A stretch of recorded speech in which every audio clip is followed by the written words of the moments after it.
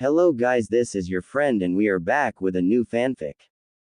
Which is what if Naruto signed a demon contract and build a powerful harem with Haku, Temari Fem Kurama and Anko Part 1. And if you enjoy this fanfic then please press the like button and subscribe to my channel for more fanfic like this. And now let's start the fanfic. -6 years after the Kyuubi's attack, inside an office. A figure sat at his desk, before flipping open a multi-page report. October 10, Naruto's age. 1. Many children come about unique in appearance, especially in a shinobi village. In Konoha, no toddler was more telling of this fact than Naruto Uzumaki, son of Konoha's late 4th Hokage, Minato Namikaze, a man known to outsiders as the Yellow Flash, while known locally as the man who followed in Orochimaru's footsteps, and the Hokage who proposed a eugenics program as a solution to the shortage of skilled shinobi. When it comes to appearance, there are several glaring abnormalities concerning Naruto's appearance. He was a tiny child, one who had short, spiky blonde hair covering his scalp, that much was normal. Curiously, however, Naruto had several features. Unique to himself. He possessed a set of whisker-like markings on each cheek, likely attributed to Naruto's housing of the Kyuubi within himself.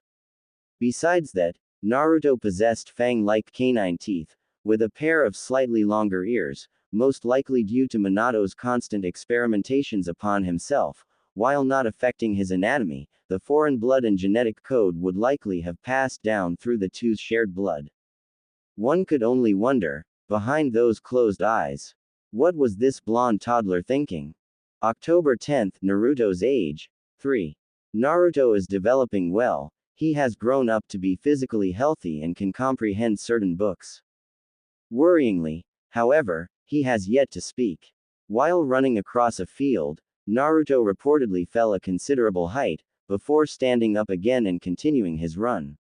On a visit to the hospital, an extraordinary discovery was made.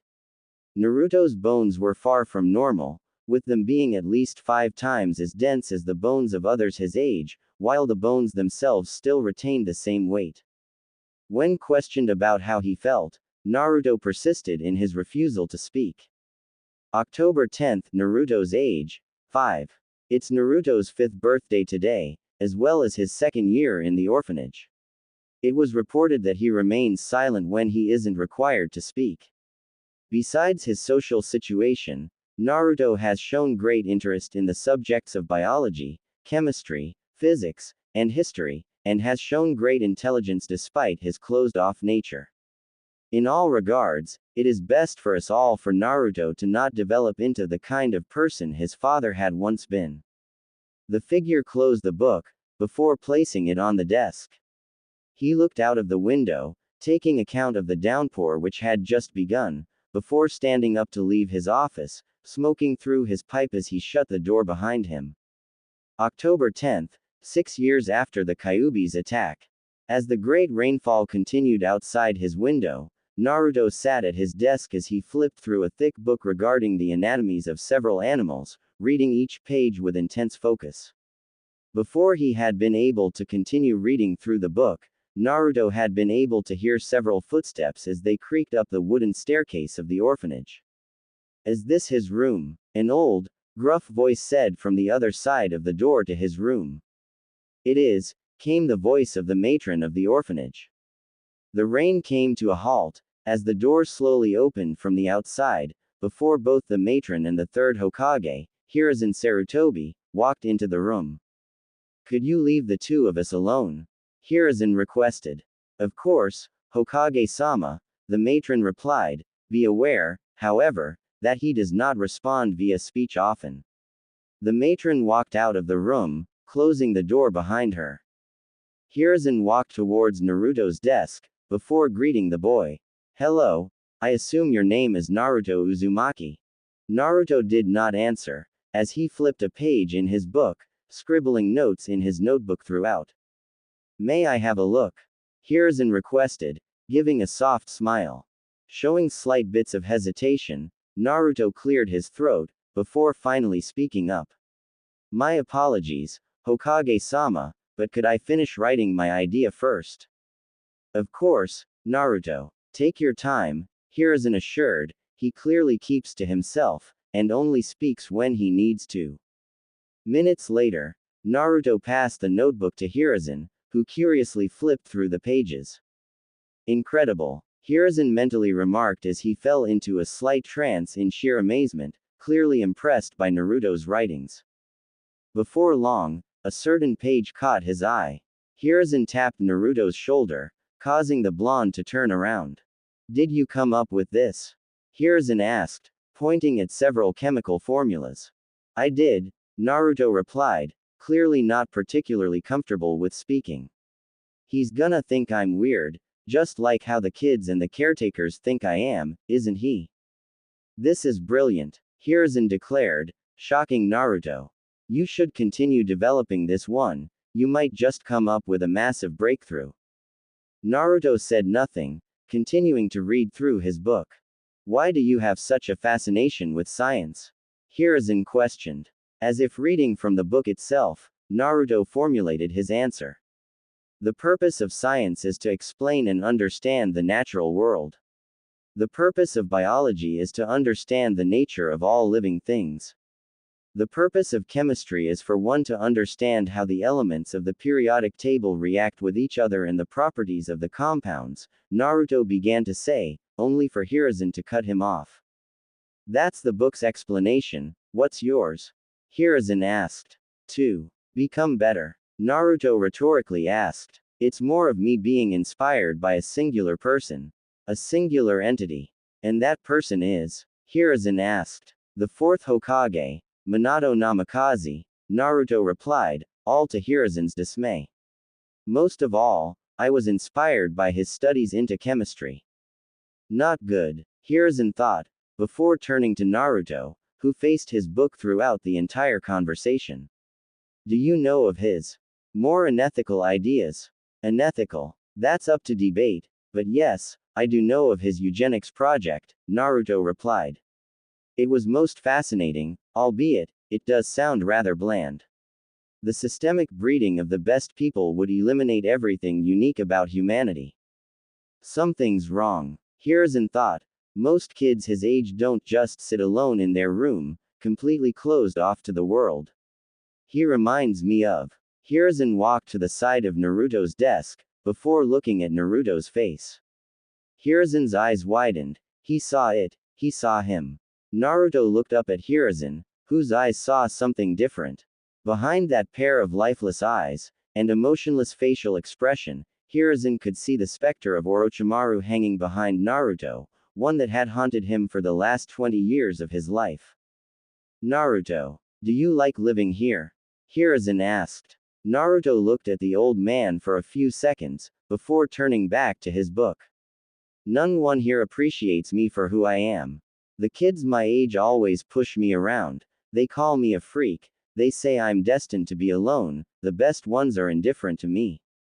When the boys kick me or punch me, or even beat me over the head with sticks and pipes, the matrons do nothing. The wounds heal all the same, yes, but what changes? Hiruzen's features darkened, before standing up to leave. Excuse me for a moment, Naruto, I'll be back in a moment.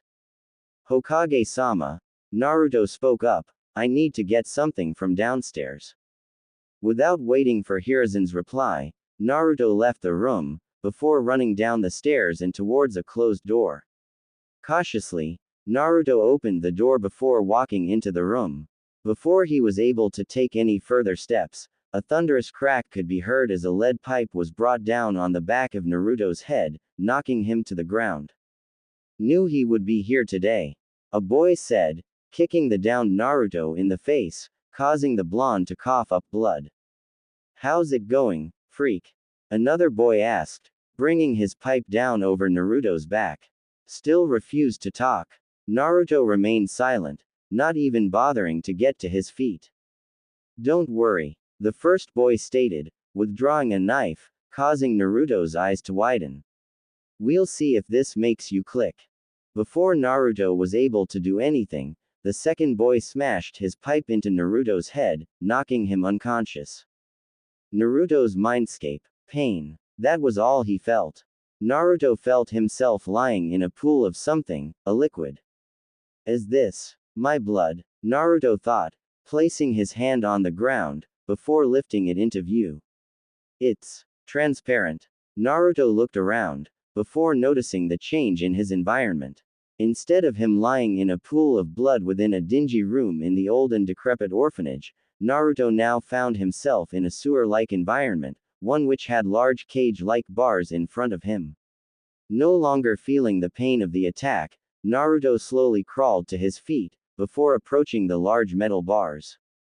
What is this? Naruto asked himself. It's as if something was meant to be contained here. As if on cue, a large shadow approached the cage, before lunging into view, slamming its large claws into the bars, surprising Naruto. The Kyuubi showed its face, revealing its ferocious, red eyes, before roaring at Naruto.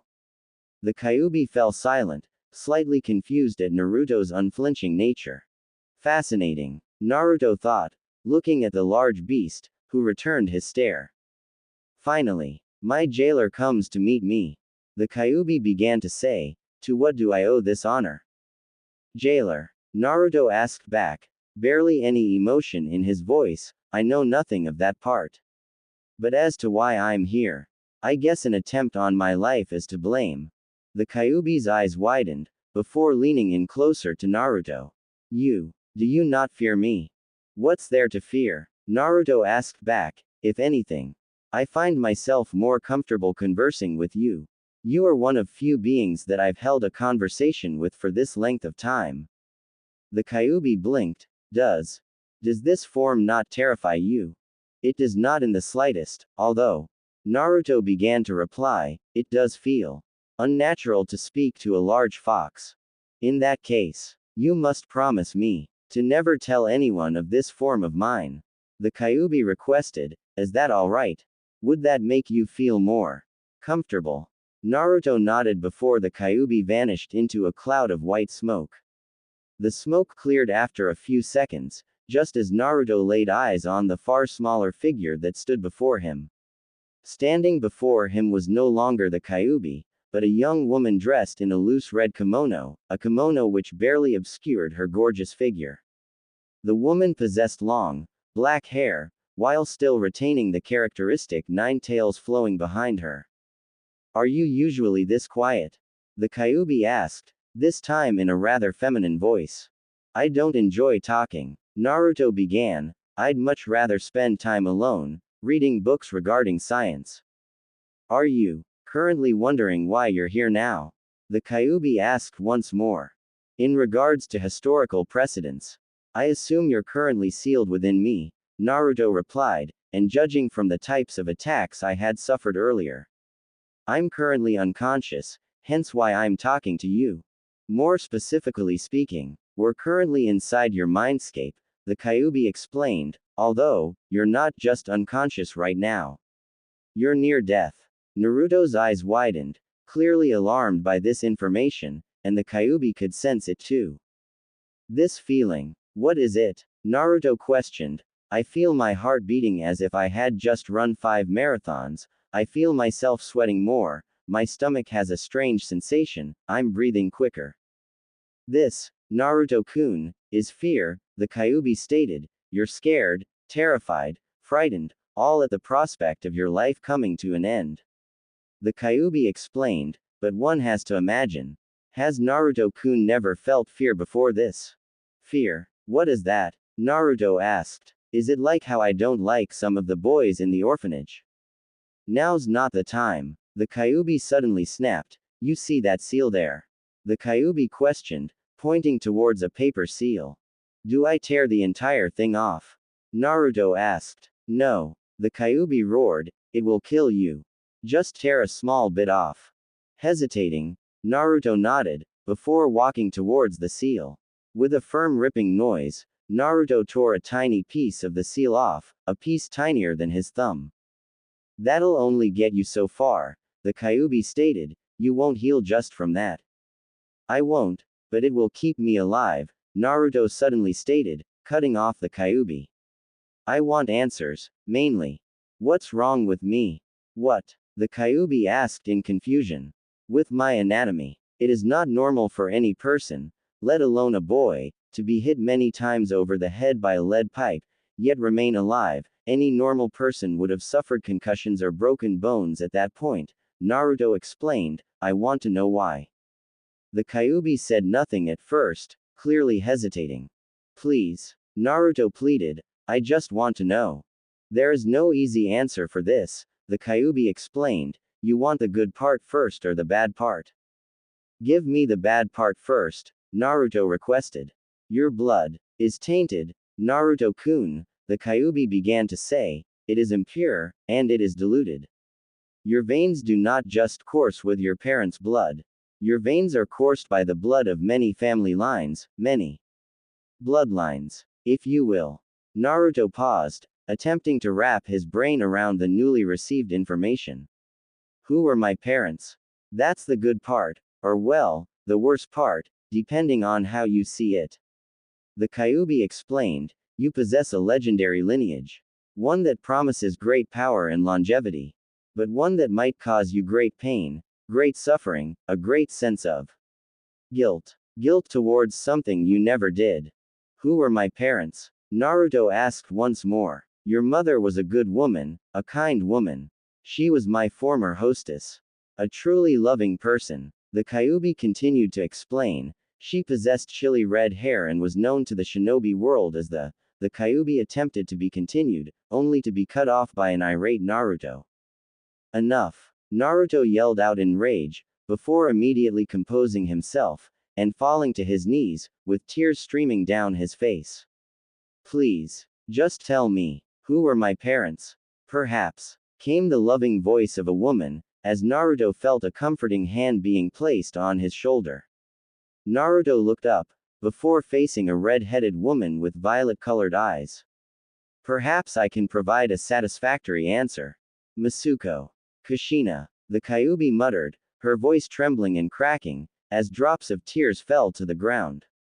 Without further speech, Naruto jumped up, before hugging Kushina's feet. Kushina smiled, before ruffling Naruto's hair, as she felt her blouse slowly becoming wet. Kushina broke up Naruto's tight grip over her legs, before crouching down to his level, cupping his face with her right hand. Naruto. Kushina began to say, looking at Naruto's teeth and gently touching the blonde's long ears. What has Minato done to you? Minato. Naruto questioned, the fourth Hokage. The yellow flash. The butcher. Yes, he was your father, Kushina explained, a man who constantly drew the line between insanity and genius. Some of the things he did. There was no question that they were terrible, but his actions and ideas did stem from a good heart, albeit one that had cracked under the scars of war. Is that his justification, or is it his defense? Naruto questioned. It's neither, it's my attempted explanation, Kushina explained, as her left arm began to disperse. Ka-san, what's happening? Naruto asked, secretly already understanding what is happening, a tear slipping from the edge of his pupil. I don't have much longer left. Kushina stated. I'm sorry, Naruto, I'm sorry for the genetic situation you were born into, I'm sorry for the great burden you have inherited. I'm sorry for all the beatings you have suffered because of that burden. I'm sorry, truly sorry, for not being there for you when you needed it the most. Kushina touched Naruto's face one last time, before turning around. There's nothing wrong if you stay closed off like this, but there are times where you just won't be able to do things alone. You must learn to trust, to befriend, to love. Naruto began to fully tear up, his feeble attempts to stop the tears all failing. You are the last son of two families, while still holding the blood of many other bloodlines. Kushina explained, her lower half fading from sight. I will not urge you to do anything you don't want to. But I do hope you marry someone eventually, who knows? Maybe you'll charm more than one. Perhaps. You might even be able to tame the great Kyuubi. Hey, the Kyuubi protested, blushing furiously. If it means anything, Kurama. Take care of Naruto, train him in the shinobi ways.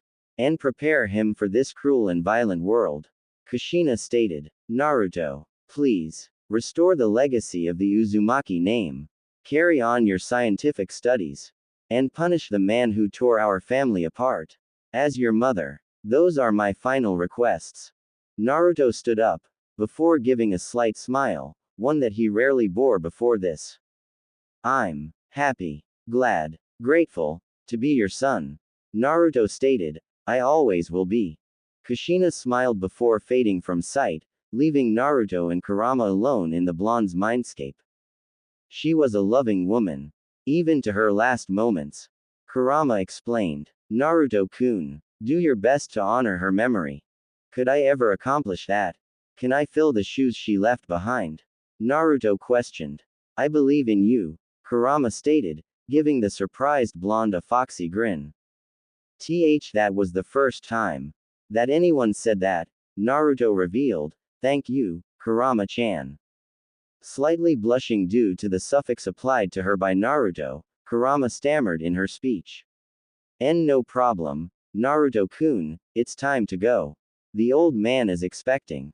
Real world. Naruto awoke in a jolt, finding himself in a hospital room with a breathing apparatus placed over his face. Naruto slowly turned his head, noticing a sleeping Hiruzen sitting next to his bed. Did he, Hokage-sama, sit by my side all this time? Naruto thought, his eyes welling up before he tugged the Hokage's cloak. Does he care that much about me? Hiruzen slowly awoke, his weary eyes opening slowly as Naruto removed his breathing apparatus. Naruto, you're awake, Hiruzen exclaimed, are you alright? I'm fine, Hokage-sama, Naruto replied softly, could we talk in private? Of course, Hiruzen assured, giving a hand gesture before the Anbu guarding the room walked out the door. Why did no one tell me? Naruto asked. I hoped it wouldn't come to this. Hiruzen thought, before sighing and giving an answer. Naruto, please try to understand. Your parents had many enemies. And you knew how the public felt about your father. What do you think would happen, if everyone knew that you were his son? How did you know I was talking in regards to my parents? Naruto asked. In your slumber, you had glowed with an orange gleam. The same shade as the Kyuubi's chakra. Hiruzen explained, I suppose the Kyuubi told you about your heritage. Yes. Naruto murmured. What do you intend to do with this information?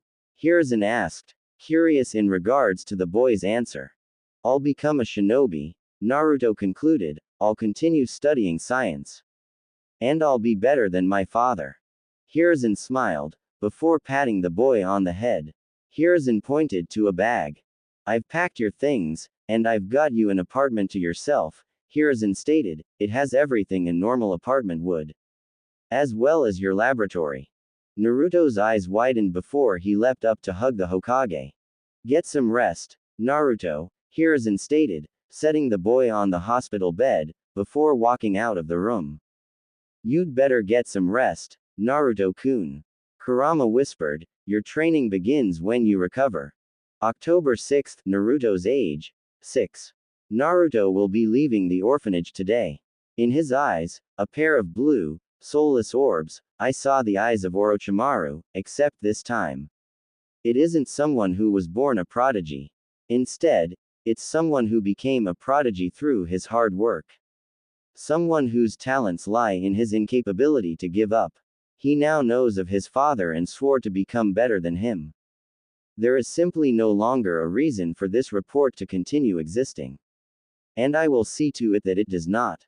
Hiruzen put down his pen, before closing the report. The old Hokage stood up, walking towards the lit-up fireplace before throwing the report into it, watching as it gradually burnt into embers and broke apart. Hiruzen sighed, he knew the boy's life will be hard from now on. The old man swore to Kami, if he ever discovered who let slip the boy's Jinchuriki status to the common public, he would ensure that the rascal burns in hell. Get out! The academy teacher screamed at Naruto, who promptly stood up and began to pace towards the door. Naruto walked out of the academy classroom, closing the door behind him before walking away. Wait! You were right, weren't you? Kurama asked. Yeah, I was. Naruto mentally replied. These assholes can't bear seeing me being right, so this happens. That's my conclusion, at least. So, what are your plans for today? Kurama questioned her host, who began to walk towards the academy's door. I'm just getting out of here. Naruto replied, approaching the door. Naruto opened the door, before ducking under a punch, one thrown by an older student. Where do you think you're going, you freak? The bully asked. Naruto didn't reply, continuing to brush by the older boy. Seemingly annoyed by Naruto's nonchalance, the bully threw a right hook towards Naruto with all his might, one which connected with Naruto's face. Without a hint of flinching, Naruto pushed his face against the fist, turning to glare at the bully.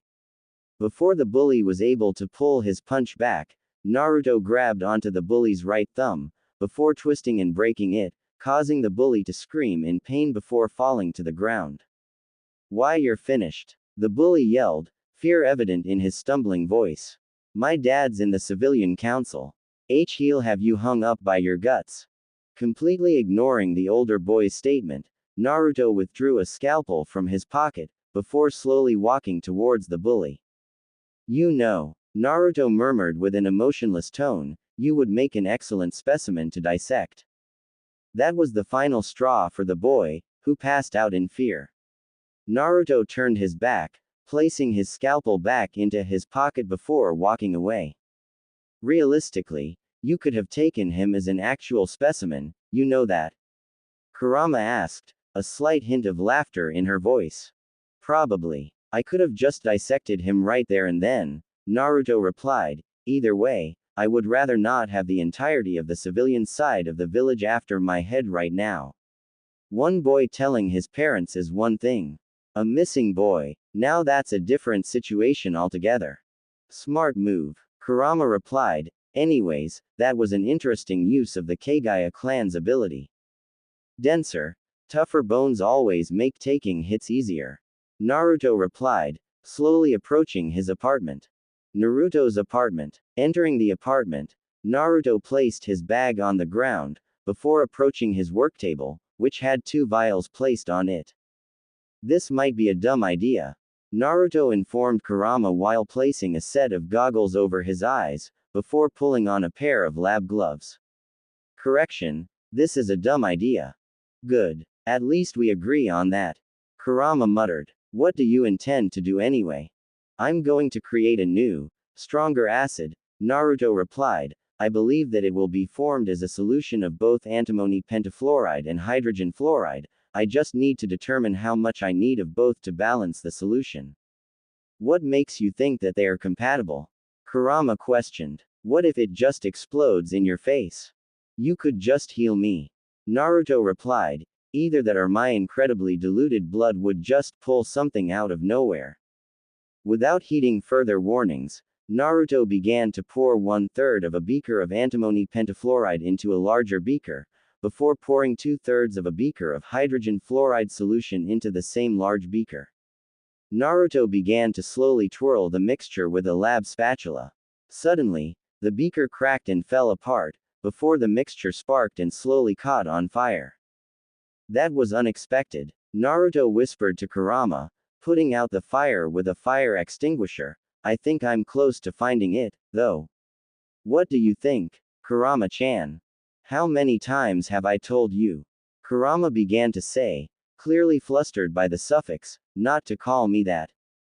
Don't lie, Naruto murmured with a rare smirk, you like that nickname. Without giving time for Kurama to respond, Naruto walked back to the table, pulling another large beaker from under the table. Now then, Naruto thought, what happens if I put in equal amounts of both? Following his thoughts exactly, Naruto placed 1/3 of a beaker each of both compounds into the larger beaker, before mixing them with the lab spatula. Nothing seems to be happening yet. Naruto murmured, before turning around towards another table. Guess I'll take a look at my other project first. Your anesthetic project? Kurama asked. What do you need that for? My mother did tell us that the world is dangerous. Naruto replied, mentally recalling his meeting with Kushina. Enemy shinobi are much easier to deal with once they are unconscious. It could also help me perform surgeries in the future if need be. Surgeries? Kurama asked. Didn't know you wanted to be a medic. I don't necessarily want to cure diseases. Naruto replied, but I do intend to remove poisons and toxins.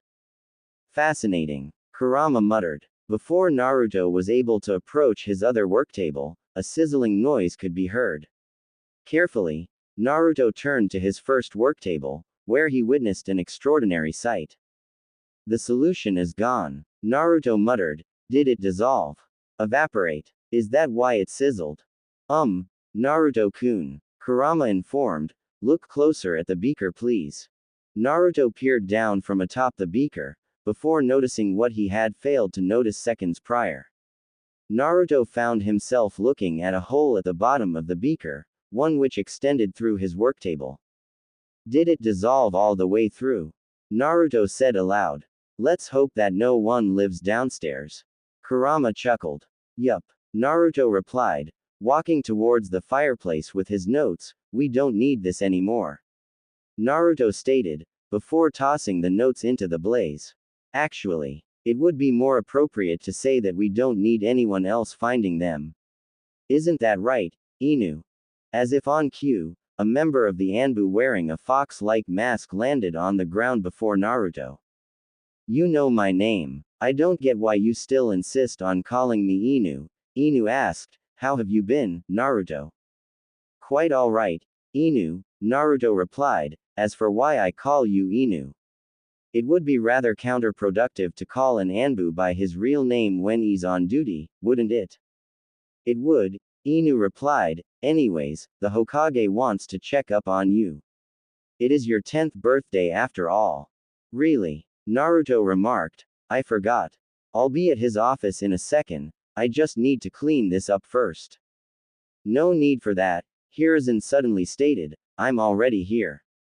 Hiruzen finished, before walking up behind Inu and Naruto, who both knelt before the third Hokage. Now, no need for formalities here. We're in a private place, after all. Naruto and Inu stood up, before Inu flickered away, leaving Naruto and Hiruzen alone. Happy birthday, Naruto, Hiruzen stated, pulling a scroll from his back. Take this as my gift. You could say that. It is a jutsu most befitting of you. Multi-shadow clone jutsu, Naruto asked, opening the scroll. Fascinating, Kurama muttered. Based on the information in the scroll, it's an S-rank technique, and you probably could perform it. S-ranked? Naruto asked. With all due respect, Hokage-sama, are you sure I can use it? Of course, Naruto, Hiruzen replied. With the Kyuubi contained within yourself, you possess chakra reserves which many deem unnaturally large. You said you had issues performing the normal clone jutsu, didn't you? I did, but, Naruto began to say. Then you should find this version perfect for you, Hiruzen replied, before walking towards the work table, noticing the large hole that extended into the floor of Naruto's apartment. A successful acid experiment, I assume. You could say that. Naruto replied. Actually, may I ask a favor? Of course, Hiruzen replied. Another specimen to dissect. Precisely, Naruto replied, pulling his notebook from his table. Could I ask for a snake? Hiruzen paused for a moment. Are you sure? Hiruzen asked. Well, it's either that or a human specimen. But I assume the latter's off limits. Hiruzen sighed, before giving his answer. If you want a snake, rush to training ground 44 before the sun sets. In that forest lives the only person from which you can get a snake from in the entirety of Konoha. Alright, thank you, Hokage-sama. Naruto thanked, before running out the door, leaving Hiruzen in his room. He sure does have his mother's enthusiasm. Hiruzen muttered, before leaving Naruto's apartment. Training ground 44. So this is the place. Naruto muttered, walking up to the gates of the large forest. I remember this place from when I was contained inside Kushina-chan. Kurama revealed. You're gonna love this place, Naruto-kun. Really? What's inside? Naruto asked. Well, from what I remember. Kurama recalled. Let's just say. You can probably dissect all the creatures here and discover something new every time. In that case, let's hope this person Hokage-sama told me to look for is as interesting as the forest itself, Naruto replied, before walking into the forest. Behind Naruto's back, however, 4 genin stepped out of the shadows. So this is where the demon is. The first one said. Be quiet. A second genin stated, we don't want no one hearing us.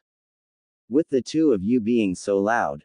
A third genin stated, I would be surprised if no one heard us. Would you all just shut up? A fourth one yelled, someone's going to hear us at this point.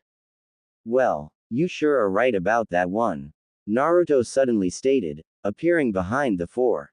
Quote, the plan. The first genin yelled, throwing a punch, one which Naruto ducked under with ease. Quite fast for a demon, aren't you?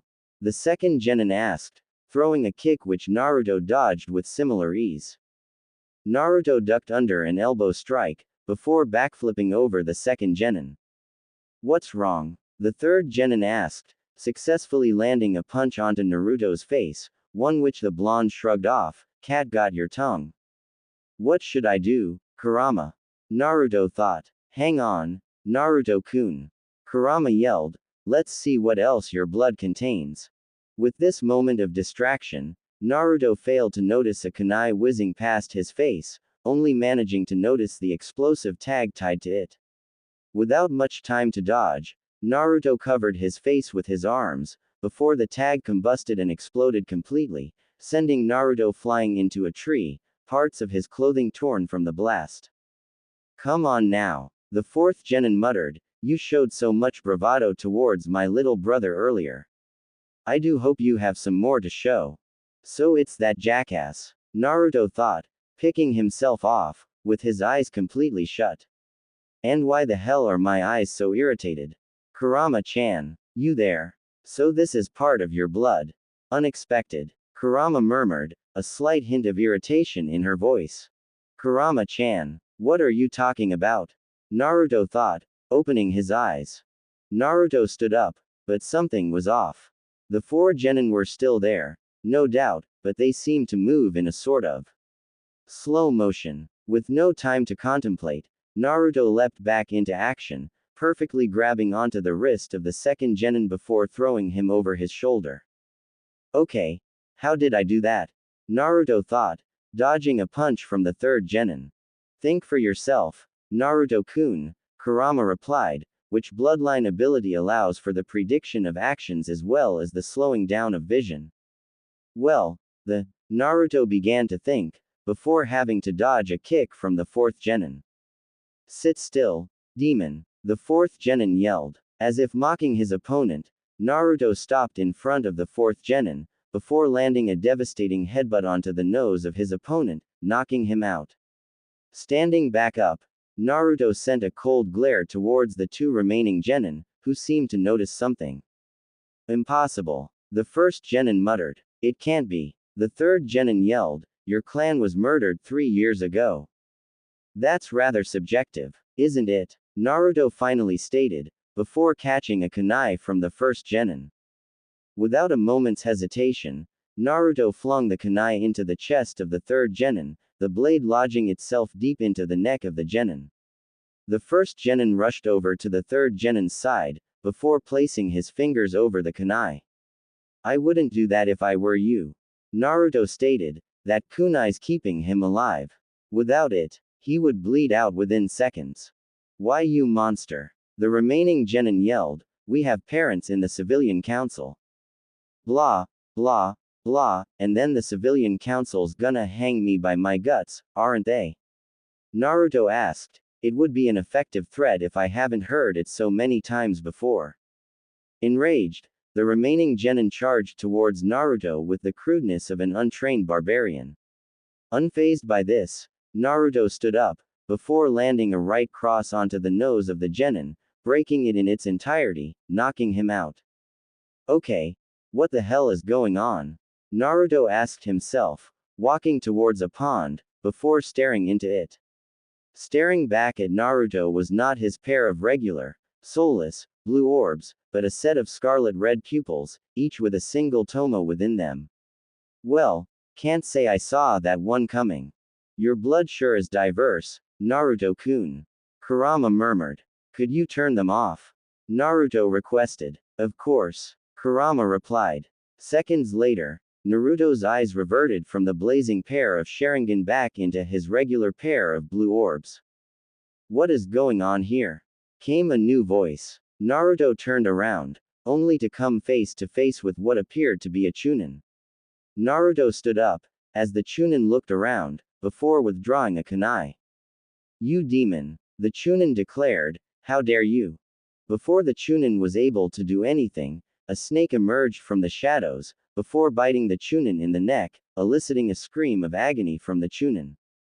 Naruto turned towards the snake, attempting to locate the source of the snake.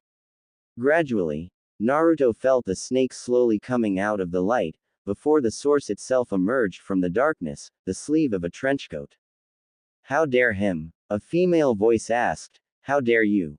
How dare you enter my grounds before prior request? Slowly, the source of the voice emerged from the shadows herself, revealing a young woman with purple hair tied into a pineapple-like shape, one wearing a tan trenchcoat with mesh armor underneath, the trenchcoat barely covering her stunning figure underneath. Most defining to Naruto, she had a snake fang pendant tied around her neck. The woman flicked her wrist, before withdrawing the snake. You're not off the hook either, kid, the woman stated. I'll just deal with this asshole first, so stay put. Shit, Naruto thought, something tells me this is the woman we're looking for. But I don't think she likes visitors. Her form of dress is interesting, to say the least, Kurama replied. Get lost, snake whore. The Chunin yelled, this is between me and the demon. It's fine, I'll end both the demon and the snake whore at the same time. The Chunin rushed at the woman, who flickered out of view. The Chunin looked around in confusion, before feeling a sharp jolt of pain in his shoulder. The Chunin turned around, only to see a kunai stuck into his right shoulder. You seem decent, the woman stated, suddenly appearing next to Naruto. Nice to meet you, kid. The name's Anko Mitarashi. Don't mock me, the Chunin yelled, throwing a kunai at newly identified Anko, who caught the kunai with ease. Nice kunai, Anko stated, ripping off the explosive tag tied to the kunai. I'll borrow this. Anko tore the explosive tag apart, rendering it completely useless. The Chunin stared, awestruck at Anko's lack of pressure. Suddenly, he felt a stinging pain in his leg. The Chunin looked down to his feet, noticing a kunai plunged into his ankle. The Chunin glared at Anko, before running towards Anko.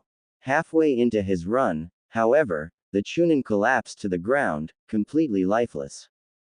Did you know? Anko asked Naruto. The Oxyuranus microlepidotus is known to be one of the most venomous species of snakes in the world. So, tell me why you're here, kid, before it sinks its fangs into your flesh. Well, I was wondering if I could have a snake. Naruto asked. A snake? Anko asked in confusion. You're a kid. What do you need a snake for? To dissect. Naruto replied. And what if I don't give one to you? Anko asked. Hell, I don't even know your name. Oh wait, I forgot to start with my name. Naruto thought, mentally facepalming. I should attend a speaking class or something. A priority. Kurama muttered. My name is Naruto Uzumaki. Naruto replied, and Hokage-sama told me I could get a snake from you. Anything more specific? Anko asked. You want me to just speak my mind? Naruto mentally asked Kurama. Go for it. Kurama replied with a cheeky smirk. This should be fun. Well, I think you've got beautiful hair, a gorgeous face, a stunning figure, Naruto began to say, an in-depth understanding about snakes, as well as intensely powerful shinobi skills. Anko stared in confusion, slipping deep into her thoughts. This kid, is he just that dense? Or does he not know how to interact? Either way, He is kinda cute. How about this, Naruto-kun? Anko offered. I'll give you an infinite supply of different snakes. In exchange, you seem to need to learn how to talk to people. So you come here every week, how about it? Anko asked, sticking out a hand. Truthfully, I just wanna see this kid, he's strangely endearing in a way. And hell, with how things might progress. Who knows what lies ahead for us? I don't really like talking, but sure. Naruto accepted, shaking Anko's hand. I'll come down every week. Now, I'll give you a snake tomorrow, Anko replied, it's kinda late now. So you better head home. Alright, goodbye, Naruto replied, running off. Be honest, Naruto-kun, Kurama teased, you like her, don't you? Maybe, Naruto replied, slowly approaching his apartment. Naruto, age 14. It was early in the morning, 4 in the morning to be exact, when Naruto arrived at the Forest of Death. Attempting to sneak in subtly through Anko's window, Naruto was quickly disappointed upon noticing the noise of a snake hissing. Looking downwards, 2 kunai seemingly launched themselves towards Naruto. The kunai dug themselves into the wall which Naruto had clung to before Anko came out of the shadows, a snake wrapped around her shoulders. What the? Anko muttered, walking towards the wall, taking note of the lack of any blood. Those kunai would have at least grazed him. Or even pinned him to the wall. Even then, blood would have been left behind as residue. You would be surprised at how much people can change in 2 years. Anko-chan, Naruto replied, appearing next to Anko, who immediately trapped the blonde in a tight hug. Sorry for dropping out for 2 years. Sorry, Anko asked, pulling away from the blonde, you should be. We went from seeing each other daily to not seeing each other for 2 years. Where have you been? That's considerably simple to explain, Naruto assured. You remember Kurama-chan, right? Stop calling me that, Kurama protested. I've done it for 4 years and I will continue to do it. Naruto mentally remarked, annoying Kurama. What did she do this time? Anko asked in a drawn-out tone as if expecting the blonde's reply. To put it simply, Naruto began to say, 2 years ago. Naruto-kun, wake up. Kurama yelled, forcing Naruto to reluctantly open his eyes. Well, I am beginning your training today. How long is this training going to last? Naruto asked. Well, considering how little emphasis you've placed into ninjutsu, taijutsu, or genjutsu, it's probably going to take 2 years, Kurama analyzed, to which Naruto slightly frowned. Don't give me that look, it's for your own good. Well, fair enough, Naruto admitted, both to Kurama and himself in regards to his lack of effort in the conventional ninja arts. You're right, I have been gifted, or cursed, with the perfect set of tools which any shinobi would dream of, yet I remain unrefined, unskilled in the usage of those tools. Now you're starting to understand. Kurama exclaimed. I require this training to ensure that I can properly utilize these tools. Naruto replied, for a fool with a sword is far less dangerous in comparison to a pro with his fists. Do I at least get to continue my research? You will, Kurama assured. Get changed, brush your teeth, we're leaving at once. Do I at least get to say goodbye to Anko-chan? Naruto asked. Does she not mind that suffix like I do? Kurama asked. Well, no, Naruto replied, she calls it cute. I don't get why. Kurama smiled. Naruto still had much to learn, especially when it came to social interactions. Kurama sighed. Naruto-kun, you will not be able to do so, unfortunately. We are to leave at once. Naruto didn't react, turning to his apartment's bathroom. Fine, give me a few minutes. Present day. I see. Anko replied. What did this training entail? Training is a strong term. Naruto stated. Torture seems rather weak right now. Well then, I assume you have no issue showing me what you had learned. Anko requested. What? Naruto asked, only to be kicked through the door, landing onto the soft grass of the Forest of Death. Oh, So that's what she meant. Anko landed in front of Naruto, before pulling out a kunai. Ready? Anko asked. Whenever you are. Naruto replied, outstretching his right hand, facing his palm outwards while placing his right palm over his right elbow, both of which were close to his face, with both his legs slightly bent. Just so you know, I do not intend on losing. Real romantic. Genius, Kurama mocked. Now's not the time, Naruto replied. If I go in full of bravado, she may be intimidated. Less talk, more work, Anko stated, before dashing towards Naruto. Want a wager? If I win, you come to live with me from now on. If I lose, I get to take you on a date, Naruto finished, dashing towards Anko. Win-win for me then, Anko thought, withdrawing a kunai from her sleeve, before flinging it towards Naruto, fully expecting him to dodge it. Surprisingly, Naruto didn't flinch, earning a slash on his cheek. Anko stopped her dash, confused as to Naruto's approach. Naruto touched his wound, standing still as if he was working something out. Anko walked forwards, pulling out another kunai. What are you doing? Anko asked, before throwing her second kunai at Naruto. Mere milliseconds before the kunai was able to rip itself into Naruto's face, the blonde lifted his arm, before grabbing the kunai by its handle, stopping it mere millimeters from his face, shocking Anko. How the heck? Anko began to ask, only to be cut off by Naruto. We're currently about 2 meters apart, Naruto began to explain, examining the kunai. It took your kunai about 6 seconds to cut me in the last exchange. Assuming that your kunai doesn't decelerate in any way, your kunai should be traveling at a velocity of a meter per second, giving me about 5 seconds to react to your kunai, 4 if I intend to pull that stunt. As Naruto was distracted by his explanation, multiple snakes launched themselves towards Naruto, wrapping around the blonde and binding him in place, seemingly immobilizing him. I don't even wanna know how you did that so quickly, Anko stated, as she walked towards the bound Naruto. But seeing as you lost, I don't suppose you've forgotten the terms. I wouldn't be so sure, Naruto stated, appearing suddenly behind Anko, pressing a kunai to her neck. Anko grit her teeth at first, before dispelling the snakes out of her sleeve and raising both her arms, as Naruto slowly pulled back his kunai. Alright, you win, Anko congratulated with a smile. Just name the day, time, and place. And you can bet I'll be there. How about later? Naruto asked. I'll need to attend the graduation thing first, although those council shitheads probably won't like me passing.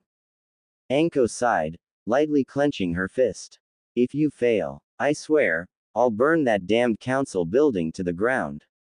Relax, Naruto replied, turning to leave. I will not fail. I would rather die in a blaze of fire than bow to the heel of those damned civilian counselors. Naruto finished, before leaving for the academy. Jumping across the tops of several trees, Naruto didn't miss the strange silence presence in Kurama. Anything the matter, Kurama-chan? Naruto asked, slightly concerned. I'm alright, Kurama replied. Strange. She didn't get annoyed at me calling her Kurama-chan. Naruto mentally noted. You know I can read your thoughts, right? Kurama asked. Then you should understand why I wanted to ask you. Naruto replied. Naruto-kun, I'm fine, Kurama assured. Really, I'm fine. Are you sure though? Naruto asked for confirmation. Kurama pouted. Of course I'm fine. Stop worrying so much about me, you'll end up with a head full of gray hair. Kurama teased. Naruto-kun, I'll always be fine, no need to worry. Kurama stated, her tone slightly different from her normal one. Alright then, Naruto stated, approaching the academy. Let's ace this test. Inside the academy, Naruto walked into the classroom, with most of his classmates seemingly surprised by the change in his attire. In stark contrast to his usual orange jumpsuit, Naruto now donned a black trenchcoat, a pair of goggles on his head, intangible mesh armor, Anbu-styled pants, a pair of black combat boots, as well as several small pouches around his waist. Iruka placed his fingers on his temple. Naruto, you're late, Iruka stated. Please get seated so we can begin the first test. Naruto did not reply, only sparing a glance to Iruka before taking his seat next to one Sasuke Uchiha, who eyed him up and down. What's with the new outfit, Tonkachi? Sasuke asked, only for Naruto to not answer. Did you not hear me? Naruto shook his head, before lifting a finger, signaling for Sasuke to wait. Is this the same Naruto I know? Sasuke asked himself, before turning back towards the board. Whatever, he should still be that kid who was decent in science and nothing else. No big threat to me.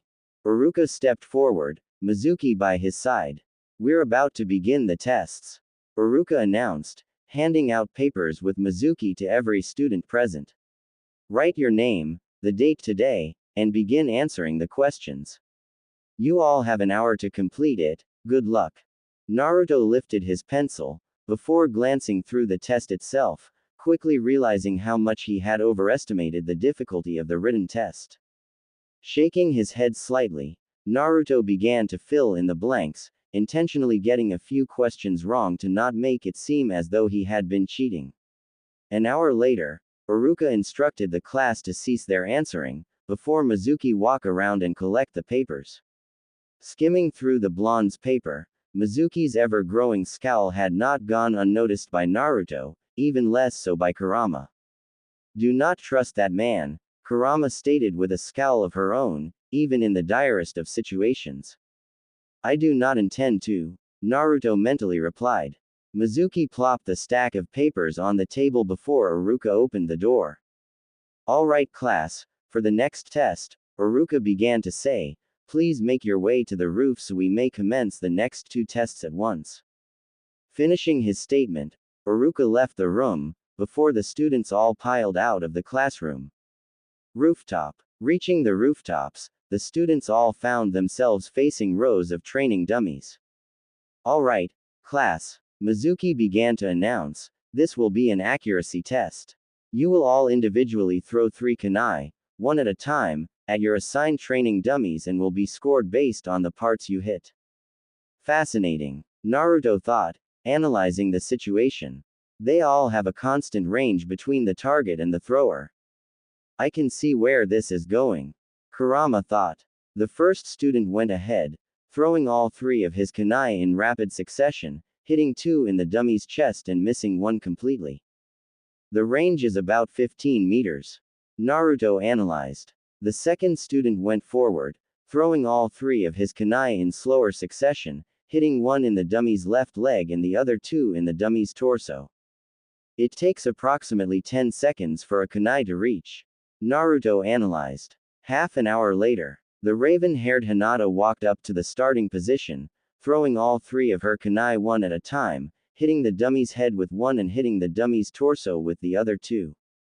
Assuming it does not decelerate, Naruto rationalized, I would need to throw my kunai at a constant velocity of 20 meters a second, taking account of the light breeze in the air. It also has to be from an angle of 45 degrees. Lastly, Naruto Uzumaki, Mizuki announced, a small smirk forming across his face. Naruto shrugged, before walking towards the starting position, feeling the kunai in his hands getting lighter every second that passed. Within a blink of an eye, Naruto threw all 3 of his kunai at once, successfully hitting the dummy's head with all 3, causing Iruka to gape in confusion and Mizuki to fume in slight anger. Unexpected. That's for sure, Mizuki thought, fuming at the blonde's ease of passing. Next up, Mizuki announced, it's time for the taijutsu test. Iruka pointed to a square drawn on the ground. This is where combatants will be fighting. Any inch of the body that exits the square will be counted as an out of bounds for that contestant. First up, Naruto Uzumaki and Sasuke Uchiha. Mizuki announced, his wicked gleam not going unnoticed by Naruto. Naruto walked to the center of the square, as Sasuke did the same. Both combatants performed the seal of confrontation before slipping into their respective stances, Sasuke slipping into his family's stance, while Naruto assumed the stance he did against Anko. Get him, Sasuke. Ino yelled. Make him know his place. Sakura added on.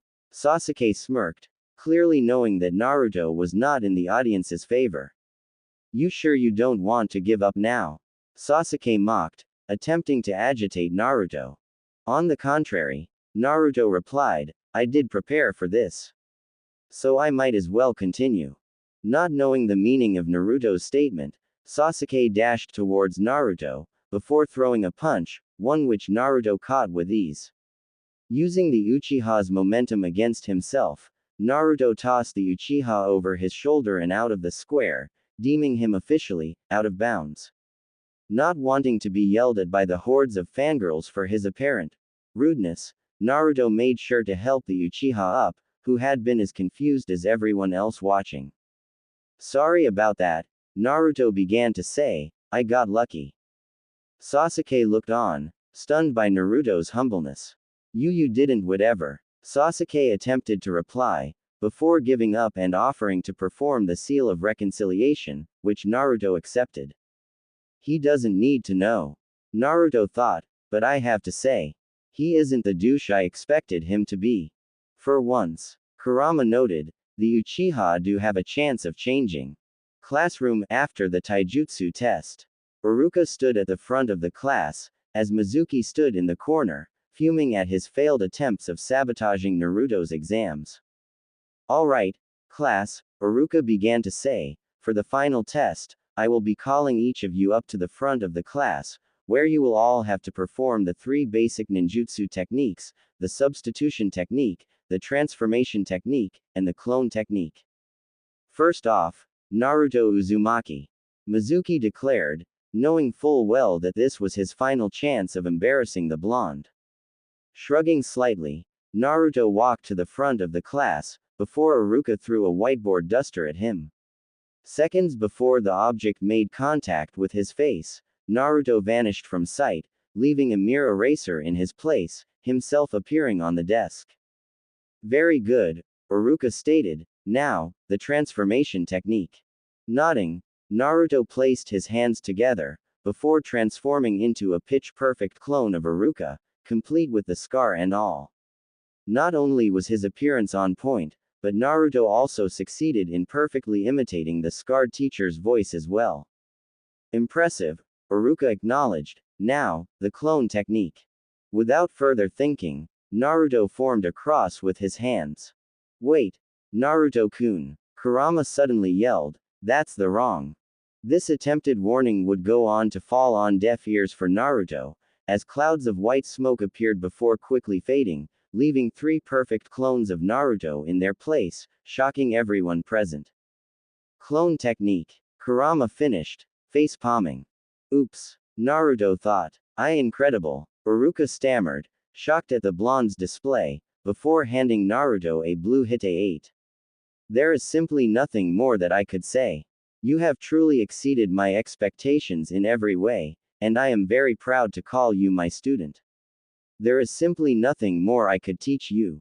So, go be a shinobi that will make us all proud. Naruto smiled back at Iruka, receiving the headband before leaving. Damn it, Mizuki thought, full of rage for his failure to sabotage Naruto's exam. Time for plan B then. Anko's home, evening. So, Anko began to say seductively with a sultry smile, you are a shinobi now, huh? I sure am, Naruto replied, lifting his goggles to reveal his Hite 8. This color of the headband does suck, though. It does, Anko replied, but hey, you ready for our date? I am, Naruto replied, taking Anko's hand, let's go. With the mood of the occasion, Naruto missed the reaction of Kurama, who had a slightly sour look on her face. The next day, Naruto walked into the academy, as all of his contemporaries had done minutes prior. Completely ignoring the several stares sent his way, Naruto casually approached an isolated seat at the back of the class, before sitting down. Looking around to ensure no one was peeping on him, Naruto opened a notebook, before picking up a pencil. Naruto pressed the lead of the pencil onto a page of the notebook, before breaking the lead of the pencil upon hearing slow footsteps towards him. Looking up, Naruto immediately kept his notebook upon noticing it was Sasuke. You need something? Naruto asked, forming a rare piece of dialogue to anyone, let alone Sasuke. No, Sasuke replied, just wondering if you would be interested in a quick spar. Probably not today. I'm afraid, Naruto replied, standing up, I have quite a bit of business to tend to. Sasuke nodded, before taking a seat himself. Naruto shook his head, before sitting down, attempting to process the events that had transpired the day before. Yesterday, Naruto's mindscape, Kurama-chan, Naruto muttered, appearing inside his mindscape, I think we need to talk. No, Naruto-kun, Kurama stated, focus on your date. Tell me the truth, Naruto replied, what's wrong? It's just that, Kurama began to admit, I wish we had a date like this. The one you and Anko-chan are having right now. But, that wouldn't work, Naruto asked, would it? That's the thing, Kurama began to say, for us demons. It's rather normal for us to take on several mates. But those ideals don't apply to humans. I'm sure we can work something out, Naruto assured, walking towards the cage, only for Kurama to turn away from him, a single tear hitting the ground as she did so. It's alright, Naruto-kun. Kurama replied, her voice cracking up slightly, I already acknowledge the fact that I can never have you. Kurama fell to her knees, tears streaming down her face as Naruto grabbed onto the bars of her cage. Suddenly, the ground in Naruto's mindscape shook greatly, as the bars slowly disappeared, allowing Naruto to move forward. Placing a hand on her shoulder, Naruto quickly got the attention of Kurama. How did you? Kurama began to say, only for Naruto to lift her to her feet, before cutting her off, claiming her lips with his own. Tears flowed down Kurama's face, as she returned the kiss, holding onto Naruto. Before long, Kurama pulled away from Naruto, looking straight into his eyes. Are you sure this is what you want? Kurama asked, do you not want to consult Anko-chan first? That's not a bad idea. Naruto replied, give me one moment. Real world. Naruto awoke in the real world, only to be met with the sight of him being upside down. So, you finally woke up, Anko murmured, placing Naruto on a chair in her home. Anko-chan, there is someone who wants to have a conversation with you. Naruto explained, give me your hand. Without questioning the sheer absurdity of the situation, Anko outstretched an arm towards Naruto, before Naruto held onto Anko's arm and transported the both of them into his mindscape. Naruto's mindscape. Anko awoke in a puddle, with Naruto already standing over her. It's alright. The first time is often disorientating, Naruto assured. Anyways, the person who wants to talk to you, Naruto began to say, before pausing for a bit. Is? Anko asked, only to see a shadow behind Naruto. She's behind me, isn't she? Naruto asked, only to hear Kurama giggling softly. Anko. Meet Kurama, Kurama, meet Anko. It's my pleasure. Kurama acknowledged, bowing before Anko. Anko began to say, scratching the back of her head, I'm not all too great regarding this formal stuff. That's quite alright, Kurama stated with a smile. Naruto-kun has several communication issues himself. Damn, Anko thought, looking at Kurama's figure, she's hot. Being able to read this, Kurama smirked in amusement, one which Naruto shared. Forgot to mention, Kurama began to say again, I can read your thoughts when you're here. But if it means anything, you don't look half bad yourself. Kurama joked, causing Anko to blush slightly. Well, Anko began to say, only to be cut off. I believe it's time for us to discuss the reason you're here. Kurama stated, with Naruto sitting a certain distance away from the two. To put it in simple terms, we both love Naruto-kun. So why don't we share? Anko immediately asked. So I thought we should share, Kurama began, before cutting herself off in confusion. Wait, what? Hehe, Anko smirked, I knew Naruto-kun had another girl in his life. Especially since no one just calls a casual friend by the suffix, chan. What do you think about this, Naruto-kun? Kurama asked. Is this what you want? Well, I can't choose between the two of you. Naruto explained. As a social construct, harems could hold several advantages. Harems are a beneficial social structure for the dominant male, as it allows him access to several reproductively available females at a time.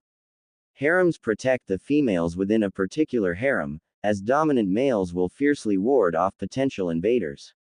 Harems also allow bonding and socialization among the female members, which can result in greater control over access to females as determined by the females' preferences. Of course, he gives a scientific explanation. Both women thought, rolling their eyes at the same time, before widening them in realization. Wait, harem? Kurama asked in distress, you want to have several mates? Hee. Anko teased, oh, Naruto-kun. I never knew you liked to experiment that much. Although, seeing your scientific background, I shouldn't be surprised, should I? In fact, Anko walked towards Kurama, before pressing her lips against the other woman, gently caressing Kurama's large throughout the kiss, completely surprising Naruto. To further add to his surprise, Kurama returned the kiss, performing similar acts to Anko. After a bit of time had passed, Anko pulled away from Kurama. So then, Kurama-chan? Anko asked, I assume this situation can be considered settled. It definitely can, Anko-chan. Kurama replied with a wink, a smile plastered on her face before her expression shifted to a relatively more serious one. Anyways, Naruto-kun, any potential mates will have to be approved by me or Anko-chan, got it? Of course, Naruto promised. We should probably go back to the real world now. Shouldn't we? Yup. See ya later, Kurama-chan. Anko exclaimed before she and Naruto vanished from his mindscape. Real world. Anko awoke next to Naruto, before planting a kiss on the blonde's lips. You never told me you knew someone so kinky. Anko muttered, much to Naruto's amusement. Present day. Naruto shook himself out of his daydream, as Iruka walked up to the front of the classroom. Iruka-sensei? Sakura asked, where's Mizuki-sensei? I have an announcement to make regarding that, Iruka stated. Yesterday, at about 9 p.m., Mizuki was caught attempting to betray the leaf. He had attempted to henge into Naruto, before stealing something of great value to Konoha. Interesting, Naruto spoke out, surprising most of his classmates who have yet to hear Naruto speak at all. I don't recall robbing anyone during that time last night. I was on a date. Just thinking about who would even consider dating Naruto. The one who hasn't spoken before today. Sakura thought, freaks me out. That's the point, Iruka continued to explain, you would have no reason to do that, Naruto. Hence making Mizuki's ruse remarkably unconvincing. That pesky lowlife. Hinata thought, it seems I knew better than to trust him with anything. A snake in every sense of the word. Naruto thought, you were right for me not to trust him. Kurama-chan. Of course. Kurama replied with a sense of pride, since when am I ever wrong? You were wrong in assuming that Anko-chan wouldn't appreciate sharing me with you. Naruto mentally replied, much to Kurama's embarrassment. There was also that time you. Alright, I get it, Kurama yelled, pouting as she did so, I can be wrong sometimes too. Regardless of this, Iruka began to say again, the situation has been dealt with, and Mizuki has been apprehended. Anywho, it is time for me to announce team placements. I'll just explain it simply. 3 genin will be placed onto a team, with a Jonin sensei to guide them until they can mature as shinobi. For Team 10, it'll be comprised of Ino Yamanaka, Shikamaru Nara, and Choji Akamichi, under the leadership of Asuma Sarutobi. Isn't he the Hokage's son or something? Naruto asked himself. The blonde could have sworn he had heard that name before. Team 8 will consist of Hinata Hyuga, Kiba Inuzuka, and Shino Aburame, with the Jonin sensei of the team being Kurenai Yuhi, Iruka announced, as Hinata turned to Kiba, a cold glare placed onto him with her pupilless eyes. To put this out there now, Hinata said coldly, try anything funny. And I'll be sure to have you hung by your legs. Before that, however, you will die a death most befitting for people like you. Kiba gulped, before backing off slightly. Iruka went on for a bit regarding other teams, before arriving at the final team. Last but not least, Iruka began to say, Team 7 will consist of Naruto Uzumaki, Sakura Haruno, and Sasuke Uchiha. With the man leading their team being Kakashi Hatake. So, Inu's leading our team. Naruto thought, not being able to shake himself out of his old habit of addressing the silver-haired Anbu. A surprise for sure, but a welcome one, although, I do expect him to be late to appointments. Yes, Sakura thought with a sense of triumph, I'm in a team with Sasuke-kun. Take that, Ino pig. Sasuke continued to stare into nothingness. Iruka proceeded to leave the room, as the Jonin senseis from each team arrived and called for their teams to leave with them, leaving only 3 people left in the room. A bored Uchiha, an agitated Sakura, and an experimenting Naruto. If you don't mind me asking, Naruto-kun, Kurama whispered, what exactly are you doing? To be quite frank, I'm not that sure myself. Naruto replied, placing the vial containing the incomplete mixture into one of the pockets in his trenchcoat. Anyways, if you don't mind. You up to much? Are you trying to be an idiot? Kurama mocked, rolling her eyes slightly, you can come to visit whenever you want. Alright, Naruto mentally replied, I'm coming in now. Wait, Kurama yelled, let me tie my hair first. Mindscape. Not hearing Kurama's final statement, Naruto entered his mindscape, which had, since his last visit, morphed into a vast forest, with a small hut in the center of the forest. Naruto walked towards the hut, before opening the door, only to be met with the sight of Kurama, whose hair was untied and let loose. Naruto-kun, Kurama exclaimed, startled, I told you I was tying my hair. How would that be a problem? Naruto asked. Well, I look better with my hair tied. Kurama argued. Did you say that, or did I say that one time? Naruto asked. Well, Kurama stammered, I think so. Because I think you look better with your hair untied, Naruto replied, causing Kurama to blush. Really? Kurama stammered. Yup, Naruto replied, walking towards Kurama, before placing a hand on her cheek. May I? I think we're past that stage, Naruto-kun. Kurama replied. Fair enough, Naruto stated with a chuckle, before pulling himself in to kiss Kurama on the lips, with Kurama herself eagerly returning the kiss. After a fair bit of time had passed, Naruto and Kurama pulled away from each other, with a long strand of saliva forming a bridge between their lips, much to the amusement of the both of them. You're getting better at that, Kurama remarked. That's to be expected, considering Anko-chan seems to require a kiss every few minutes. Naruto joked. I should probably leave now. I feel Inu's chakra approaching. Don't miss me too much, Kurama-chan. Really? Kurama mocked. Shouldn't I be the one to say that? Hey. Naruto chuckled. See ya later. Real world. Naruto looked up from his daze, as the doorknob began to twitch. Seconds later, the door flung open, before Kakashi stepped inside. Kakashi turned towards the 3 genin, his only visible eye bearing no apparent emotion. First impressions. Kakashi muttered, you're all rather boring. Meet me on the roof.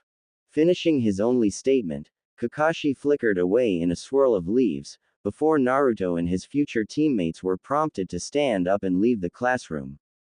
Should I? Naruto mentally asked. If you wanted to, you could, Kurama replied, is there any reason to do so? Fair enough, Naruto replied, before walking out of the room.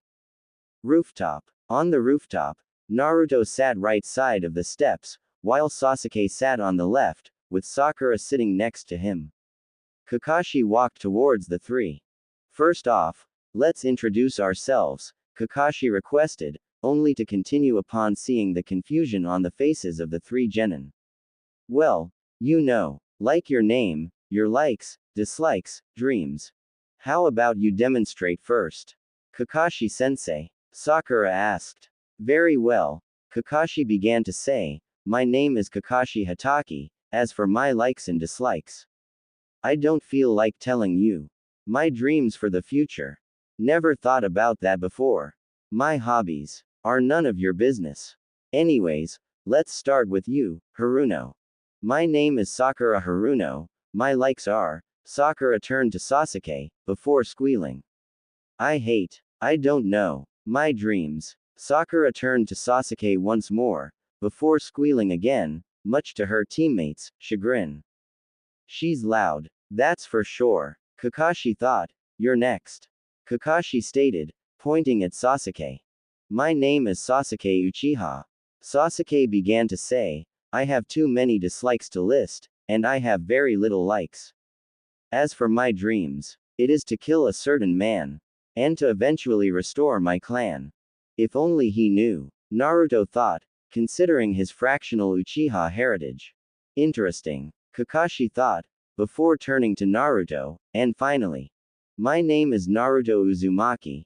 Naruto began to say, I like science and biology in particular, I dislike the ignorant and those who abuse their power. My hobbies are not worth sharing at the moment. My dream is to free someone particularly important to me. Strange, Kakashi mentally remarked, before turning away from the three. Meet me in training ground 7 at 6 tomorrow morning. Also, I would recommend not eating any breakfast. A full stomach and a hard physical test have been known to make people throw up. Wait, test? Sakura asked. The test you've passed yesterday was just to determine whether or not you guys were good enough to become genin.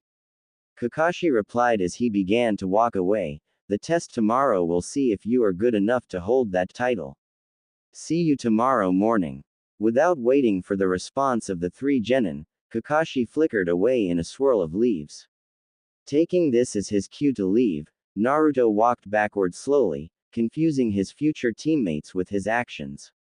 Before Sasuke or Sakura were able to react, Naruto climbed up the fencing surrounding the rooftop, before jumping off. What the? Sakura thought. Did he go mad? Sasuke asked himself. Scratch that. He was always insane. Naruto's apartment. Naruto opened the door to his apartment, before quickly locking it behind him. Placing his trenchcoat on a hanger, Naruto turned towards his bed, contemplating if he should or should not just take a nap. Unfortunately for him, someone else would make that choice for him. Gotcha! Anko exclaimed, tackling Naruto onto his bed. So, how are you? Suddenly, Anko noticed the disappearance of Naruto from underneath her, before she felt something pressing down on her. I'll always wonder how you do that, Naruto-kun, Anko asked, looking up as Naruto placed a hand on her back. You need something, Anko-chan? Naruto asked. Well, Anko began to say, pushing Naruto back underneath her and looking into his eyes, in scientific terms, which you would understand. I'd like to perform the act of copulation and procreation, Anko stated, eliciting a rare blush from Naruto. A tempting offer, Naruto acknowledged, but I would prefer if we did it tomorrow. I have a test the next morning and I need to be in top shape to pass. So, was that a yes? Anko asked, sparkles forming in her eyes. Fine, Naruto replied, kissing Anko on the cheek, I suppose we could. Naruto walked into the training ground, only to be met with a very irritated Sakura. Not caring about what his pink-haired comrade thought of him and his conduct, Naruto walked past the girl, before lying against the large trunk of a great oak, further irritating the girl. You're late, Sakura shrieked as Sasuke looked on from afar. No, you're early, Naruto replied. What the hell are you on about? Sakura grabbed Naruto's collar, demanding to know. Before further action could be taken by the pink-haired girl, Naruto sent a cold glare her way, one which immediately sent a chill down her spine. Without further hesitation, Sakura let go of Naruto's collar, before the blonde's facial expressions normalized. I had breakfast before I arrived, Naruto replied, and as you can see, Kakashi-sensei isn't here, is he? He isn't, but, Sakura began to say, only for Naruto to disregard her and continue. Then you should know better than to follow stupid orders, Naruto finished, before pulling a notebook from his pocket and flipping it open. Before long, a cloud of white smoke emerged in the center of the field, before dispersing and leaving Kakashi in its place. Well then, good morning, Kakashi began to say, only to be cut off by Sakura. You're late, Sakura yelled, albeit not as loud as she did when she shrieked at Naruto. Well, you see, I got lost on the path of life. And then there was this black cat crossing the road. And then I had to help an old lady. Kakashi attempted to explain himself. Fucking hell, Naruto thought, placing the notebook back into his pocket, that's quite a story. Anyways, Kakashi began to explain again, the idea behind this test is rather simple. Kakashi continued as he pulled 2 bells from the pocket of his Jonin vest, all you 3 have to do is to take these bells from me, and you pass. But aren't there only 2 bells and 3 of us? Sakura asked. Kakashi further brandished the 2 bells. That's the point, it means that one of you will be sent back to the academy. I see, so that's his plan, Naruto thought, analyzing the situation deeply. Kakashi-sensei plans to prey on our natural selfishness is stated in psychology, one which details our need to have something limited. Therefore, the only way for all 3 of us to pass is for us to work together. Naruto thought, considering a strategy, that means that, like it or not, I'll need to be giving up a few secrets to pass this test. You 3 have until noon to take these bells from me, Kakashi stated, tying the bells to his belt. Start now. Sakura ducked into the bushes, Sasuke leapt to a treetop, Naruto began to slowly walk towards Kakashi while the aptly named silver-haired Jonin merely withdrew an orange book from his pocket. What the? Sakura thought, what is that idiot doing? It's fine, he can get kicked out. And then Sasuke-kun and I can be alone without him here. This might work to my benefit. Sasuke thought, watching the looming battle from afar, I can gauge Naruto's true abilities from this angle.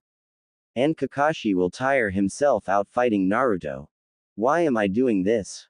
Naruto asked himself, as he walked right up to Kakashi, who looked up from his book in amazement. How did he get past all those traps I laid? Kakashi thought, you know, you should be hiding right now. Maybe, Naruto replied, but there is one distinct thing that sets me apart from those 2 hiding as we speak. And that is? Kakashi asked with a hint of curiosity in his voice. I don't care if I pass, Naruto stated. Without further warning, Naruto threw a roundhouse kick towards the silver-haired Jonin, shocking Kakashi with his speed, prompting the Jonin to shut his book. While the Jonin had blocked the attack, Naruto did not intend for Kakashi to have any further time to react. Naruto threw a quick jab, landing it in Kakashi's stomach. Before the Jonin could retaliate, Naruto withdrew a self-made smoke bomb from his trenchcoat pocket, before activating it, obscuring Kakashi's vision temporarily. Upon the smoke's dispersion, Naruto vanished from sight. Have to be careful, Kakashi thought, keeping himself on guard. Naruto is nothing like his academy report says. It seems that his scientific knowledge isn't the only thing to fear from him. Sakura remained in the bushes, completely stunned by Naruto's performance against Kakashi. What the heck? Sakura thought, since when could Naruto of all people fight so well? Well, inner Sakura cut in, he did beat Sasuke-kun in the academy test. That was a fluke, Sakura thought back, Naruto himself admitted that. Suit yourself, inner Sakura replied, fading into the pink-haired girl's subconscious. Right when Sakura expected at least, a hand placed itself on the pink-haired girl's shoulder, startling her. Slowly turning around to see who it was, Sakura was shocked to see Naruto looking right back at her. Look, Naruto began to say, not intending for Sakura to rant on. I know we don't like each other, but we need to pass this exam. Yeah, and, Sakura brushed off, what do you want? Please, just use your head for once, Naruto requested, slightly irking the pink-haired girl. Have you ever seen a two-man team? Seeing Sakura's reluctant agreement on her face, Naruto continued the conversation. Look, I just need your help with Sasuke. Sasuke stepped atop of a tree branch, only for Naruto to pull the last Uchiha back into the tree. What the hell was that for? Sasuke asked, only for Naruto to lift a finger. Look, you're normally easier to talk to than Sakura, so please don't make this too hard for me. Naruto requested a request which Sasuke nodded to in curiosity. Thank fuck this Uchiha isn't like the other Uchiha. You got me there. Kurama replied, this Uchiha doesn't seem to be an arrogant jackass. Anyways, the true point of this test isn't to get a bell. Naruto explained, confusing Sasuke slightly. It's a test of teamwork, why else would Kakashi-sensei try to divide us with the goal of a bell? Sasuke pondered this for a few seconds, before nodding in agreement. Alright then, Naruto, Sasuke replied, calling the blonde by his name for the first time. What's the plan? It's rather simple, Naruto stated. I just need you to launch a joint attack on Kakashi-sensei with me. And hopefully, Sakura provides ranged support before popping out of the bushes herself. Minutes later, looking around, Kakashi attempted to pinpoint the location of the three genin.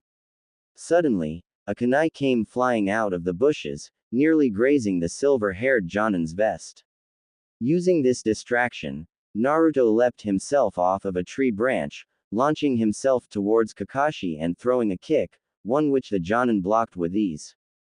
Something isn't right here, Kakashi thought, commenting on the blonde's clumsiness. As per his thoughts, a large fireball came flying out of the bushes, originating from Sasuke, threatening to consume Kakashi with its flames. Without having much time to consider his next move, Kakashi flung Naruto into a bush, before jumping out of the way of the fireball. Upon landing back on the ground, Kakashi was immediately forced to block a punch from Sasuke. Just as the silver-haired kunai was about to counter, 3 shuriken came flying out of another bush, cutting Kakashi in his right leg, causing him to wince slightly. This is getting annoying, Kakashi thought in regards to the constant barrage of shuriken and kunai, before noticing Sasuke's sudden disappearance. They seem to be working in sync, however. They're far too organized to be a coincidence. Before any further time was allowed for Kakashi to consider, Naruto reappeared from the bushes, forcing the silver-haired Jonin to contend with the blonde. Suddenly, the unthinkable happened. Naruto's body suddenly faded into smoke, before giving way for Sasuke to throw a jumping kick towards Kakashi. At the same time, Sakura leapt out of the bushes, armed with a kunai. With the smoke which had once been Naruto's body floating behind Kakashi, Naruto suddenly reconstituted himself, before launching himself at Kakashi. Having no time to react with direct action, Kakashi was forced to leap up, allowing Sakura and Sasuke to get a bell each. Well, Kakashi began to say, this test can be considered concluded. Naruto, seeing as you failed to get a bell, you drop the act, Kakashi-sensei, Naruto stated, we know what this test is about. Kakashi chuckled slightly, alright, you got me, this test was about teamwork, which the 3 of you did exceptionally well in. I have to ask, however. Kakashi began to ask, turning to Naruto, what was that technique you used earlier? The one that let you turn into smoke. That one, Naruto asked, that was the Ibari clan's bloodline. Seeing his teammates' confused faces, Naruto turned around, I'll continue to explain tomorrow. I have some stuff to attend to. Before any further questions could be asked, Naruto changed his bodily structure into that of smoke, before floating away. Naruto's apartment. Naruto reconstituted his physical mass in front of the door to his apartment, mentally bracing himself for what he knew was coming. Naruto grabbed onto the doorknob to his door, only for the door to open on its own, leaving Anko in the opening. Giggling slightly, Anko grabbed Naruto, dragging him inside his apartment before closing the door behind the two of them. Entering Naruto's room, Anko tossed the blonde onto his bed, before removing Naruto's trenchcoat and tossing it onto the coat hanger.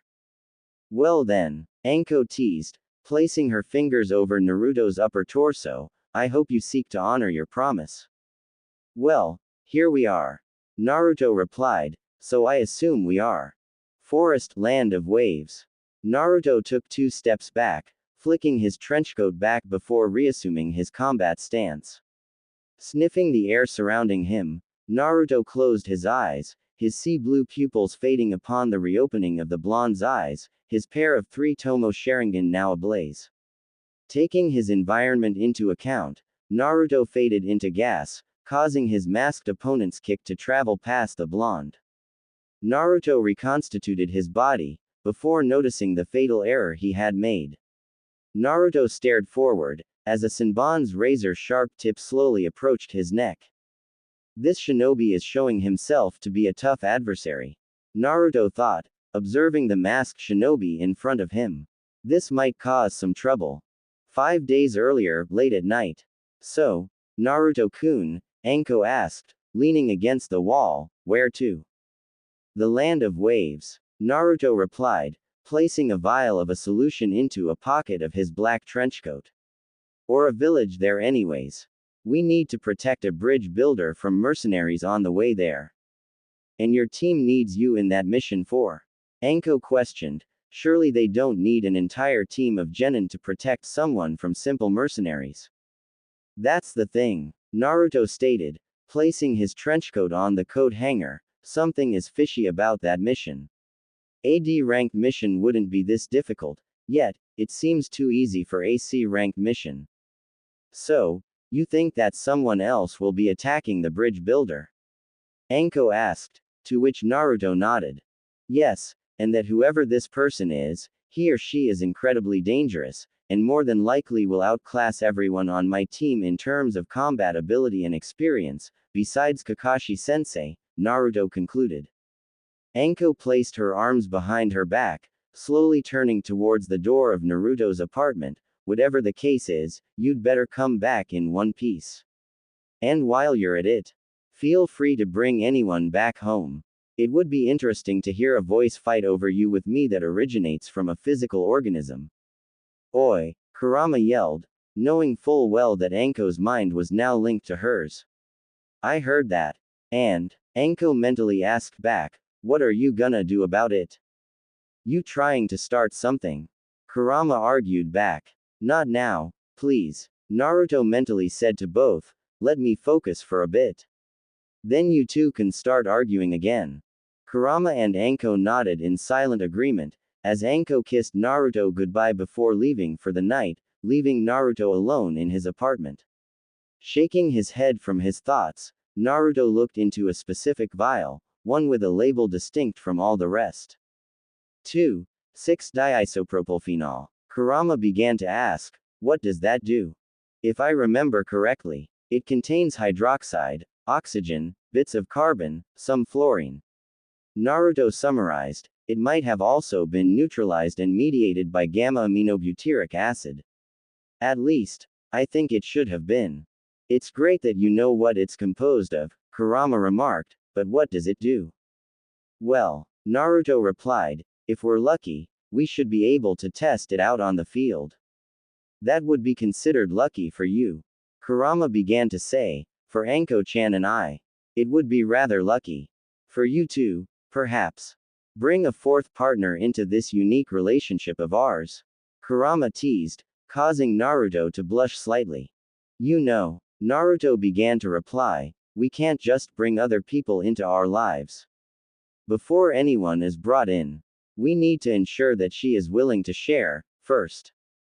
Whoever you bring back, Kurama replied with a wink, one which Naruto felt, considering I'm thousands of years old.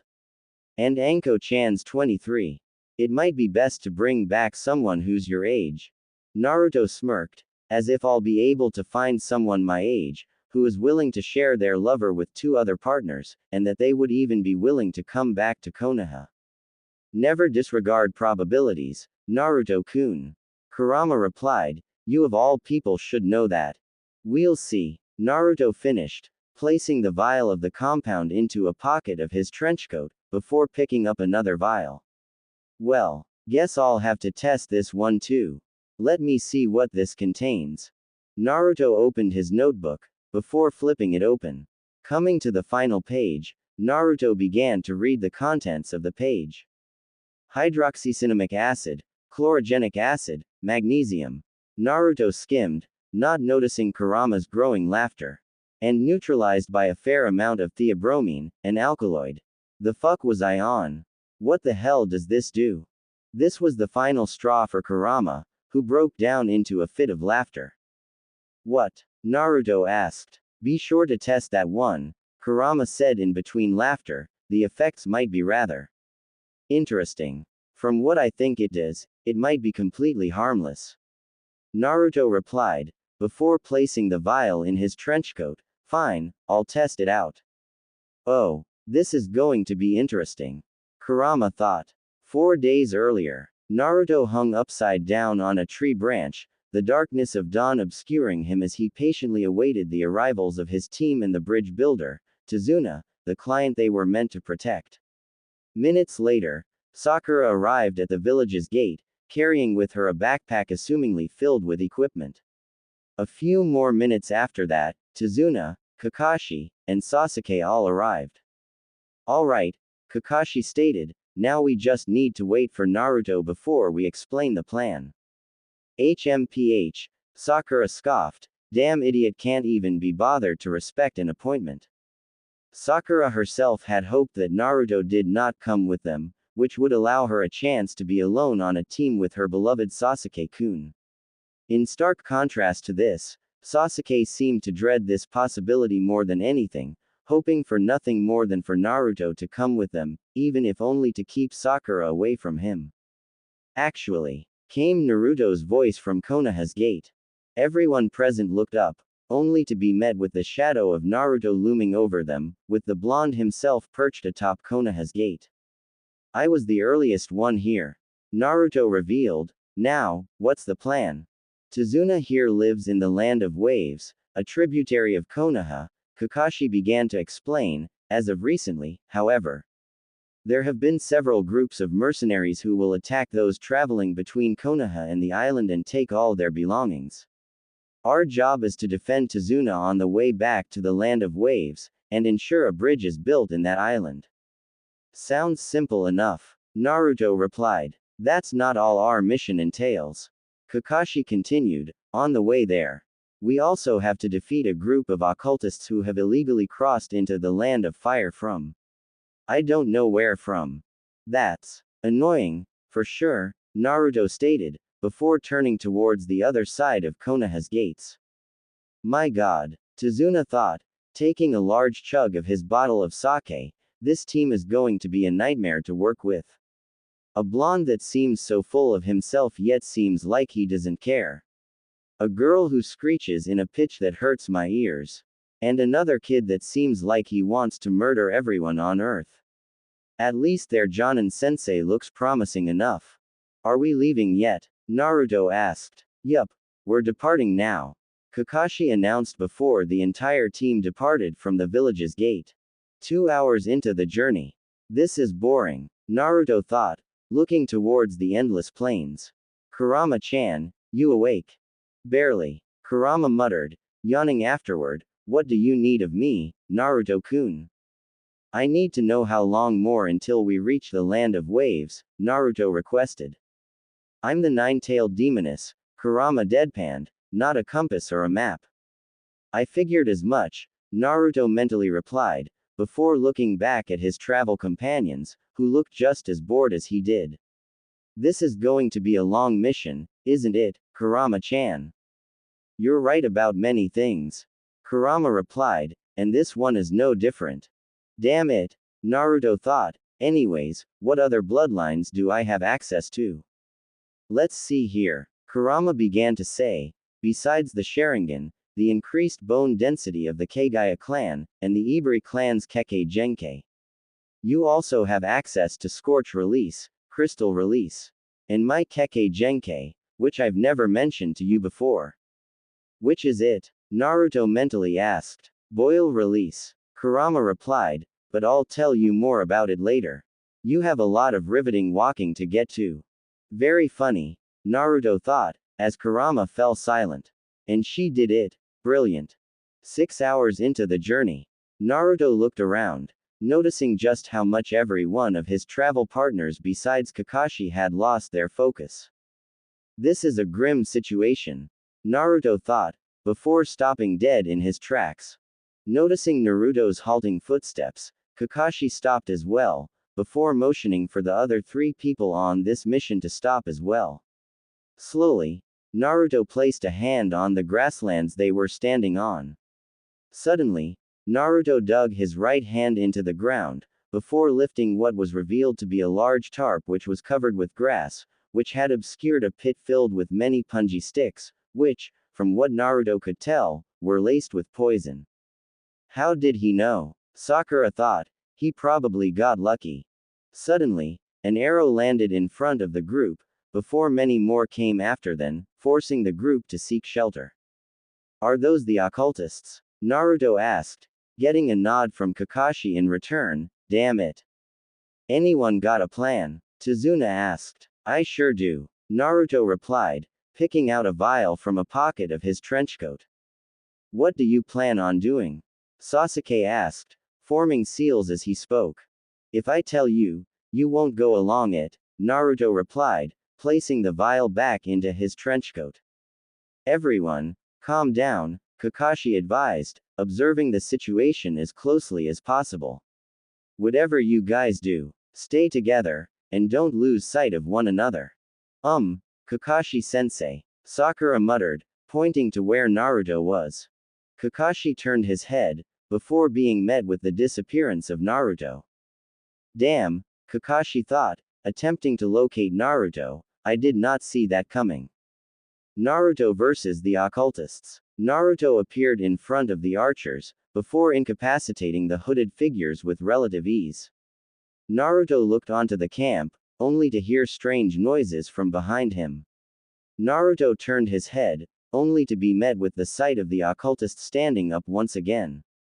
What the? Naruto thought, only to be cut off as a flurry of arrows came flying towards him. Subconsciously activating his Sharingan, Naruto dodged every single arrow, before catching one of them and throwing it towards an occultist, jamming the arrow into the archer's chest and causing him to collapse to the ground. To Naruto's complete surprise, however, and contradicting Naruto's near-complete knowledge of biology, the occultist stood up once again, before pulling the arrow from his chest. They aren't very good fighters, that much is certain, Naruto thought, punching an occultist in the face before another grabbed him from behind. But they just don't seem to go down. Did they feel pain? Who knows? Naruto continued to think as he slammed the head of an occultist into a tree before being punched square in the face. Unfazed by this, Naruto shook off the blow, before kicking the occultist in the chin, knocking him down. Seconds later, all the occultists stood up once more, seemingly unscathed from Naruto's barrage. Amongst deep breaths for air, Naruto stood up once again, seemingly now armed with a plan. Team 7 and Tazuna, half an hour later. On my signal, we leave our positions and assist Naruto, Kakashi ordered, receiving nods from Sakura and Sasuke. 3. Kakashi began to say. Sasuke held out a kunai. 2. Kakashi continued. Sakura held up 3 kunai. 1. Kakashi stated. Kakashi poised himself to leap off the branch he was on. Now, Kakashi announced. All 3 shinobi leapt out of their positions, ready to fight off the occultists, only to arrive at a quiet venue. Instead of many angry and rowdy occultists, the remnants of Team 7 were met with a calm Naruto, standing next to a group of bound occultists. What the? Sasuke thought in disbelief, placing his kunai in his pouch. Did Naruto beat them all alone? HMPF, Sakura mentally scoffed. I bet Sasuke could have done the same. Well, mission report, Naruto. Kakashi brought up. Occultists contained. Naruto began to explain, however. There's something strange about them.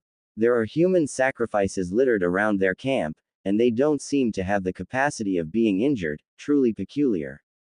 Sasuke smirked, recognizing that Naruto had outperformed him once again. Not bad, my friend. Not bad. Can we leave yet? Naruto asked, turning to Tazuna, who had now also arrived next to the group. Can you lead the way? Still shaken, the bridge builder nodded his head, before hastily running to the front of the group. My god, Tazuna thought, that blonde kid is incredible.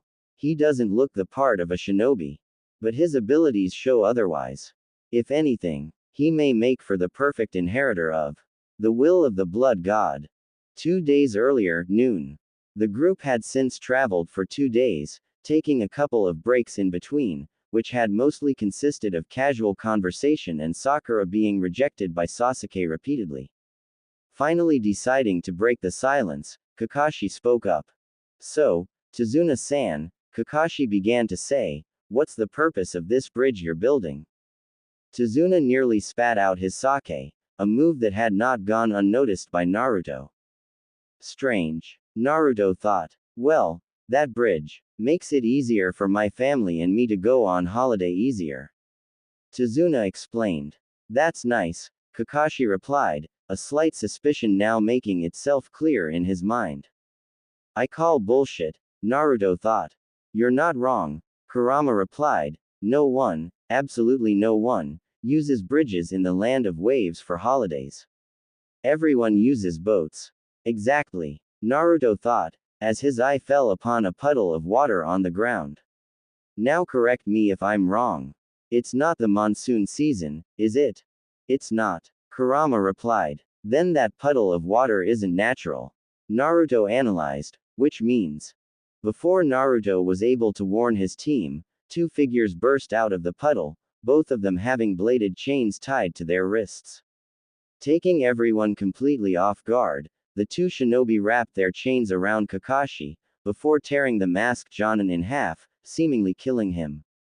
Sakura screamed in horror, as Sasuke and Naruto both stepped before Tazuna, who fell unconscious in fear. And the one threat goes down. One of the shinobi muttered, walking forward. Look, kids, you 3 should just go on home and leave the bridge builder with us. From where we stand, you have no hope in hell to defeat us. And where have you gotten this information from? Naruto asked back, a source. If so, is it a credible source? One which is credited as such. If not, I'd say, we stand quite a decent chance of defeating you. A smart, the shinobi asked, holding his arm up. We'll teach you to be so smart. Before anyone did anything, Sasuke dashed towards the second shinobi, successfully plunging a kunai into the shinobi's chest. Taking this as his sign to strike, Naruto threw a punch towards the first shinobi, which was dodged with utmost ease. Taking this as his opportunity, the shinobi jabbed forward with his clawed glove, intent on plunging his arm into Naruto's chest. To his surprise, however, the blonde's body changed into a cloud of smoke, causing the attempted attack to pass through into nothingness. Meanwhile, Sasuke had just leapt over his opponent, dazing the bandaged shinobi. All while this was going on, Sakura stood in front of Tazuna, still shaking in fear while she still felt obliged to defend her team's client. Suddenly, Kakashi re-emerged, before knocking out both enemy shinobi. Nicely done, you 3, Kakashi congratulated, placing the 2